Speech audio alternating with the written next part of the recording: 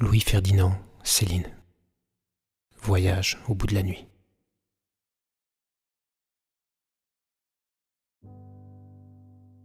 Ce fut bien uniquement pour des raisons d'argent, mais combien urgentes et impérieuses, que je me mis à la recherche de Lola. Sauf cette nécessité piteuse, comme je l'aurais bien laissée vieillir et disparaître, sans jamais la revoir, ma petite garce d'amie.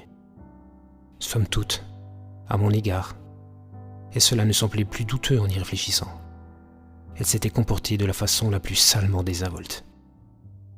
L'égoïsme des êtres qui furent mêlés à notre vie, quand on pense à eux, vieillis, se démontre indéniable, tel qu'il fut, c'est-à-dire en acier, en platine, et bien plus durable encore que le temps lui-même. Pendant la jeunesse, les plus arides indifférences, les plus cyniques mufleries, on arrive à leur trouver des excuses de lubie passionnelle, et puis je ne sais quel signe d'un inexpert romantisme. Mais plus tard, quand la vie vous a bien montré tout ce qu'elle peut exiger de cautèle, de cruauté, de malice, pour être seulement entretenu tant bien que mal à 37 degrés, on se rend compte, on est fixé, bien placé, pour comprendre toutes les saloperies que contient un passé. Il suffit en tout et pour tout de se contempler scrupuleusement soi-même et ce qu'on est devenu en fait d'immondice. Plus de mystère, plus de niaiserie. On a bouffé toute sa poésie puisqu'on a vécu jusque-là. Des haricots la vie.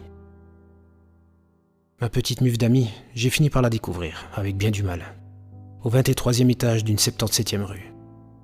C'est inouï ce que les gens auxquels on s'apprête à demander un service peuvent vous dégoûter. C'était cossu chez elle, et bien dans la nôtre que je l'avais imaginé. Mais il n'existait pas de concierge dans sa maison. La ville entière manquait de concierge. Une ville sans concierge, ça n'a pas d'histoire. Pas de goût, c'est insipide. Telle une soupe, sans poivre ni sel. Une ratatouille informe. Oh, savoureuse raclure. Détritus, bavures à sointer de l'alcôve, de la cuisine, des mansardes, à dégouliner en cascade par chez la concierge, en plein dans la vie. Quel savoureux enfer.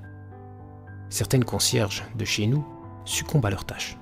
On les voit laconiques, toussantes, délectables, éberluées. C'est qu'elles sont abruties de vérité, ces martyrs. Consumées par elles. Contre l'abomination d'être pauvre, il faut, avouons-le, c'est un devoir, tout essayer. Se saouler avec n'importe quoi. Du vin, du pas cher, du cinéma. On ne saurait être difficile, particulier comme on dit en Amérique. Nos concierges à nous fournissent bon an mal an, convenons-en, à ceux qui savent la prendre et la réchauffer, bien près du cœur. De la haine à tout faire, et pour rien. Assez pour faire sauter un monde. À New York, on se trouve atrocement dépourvu de ce piment vital, bien mesquin et vivant, irréfutable, sans lequel l'esprit étouffe et se condamne à ne plus médire que vaguement, et bafouillé de pâles calomnies. Rien qui morde, vulnère, incise, tracasse, obsède, sans concierge, et viennent ajouter certainement à la haine universelle l'allume de ces 1000 détails indéniables.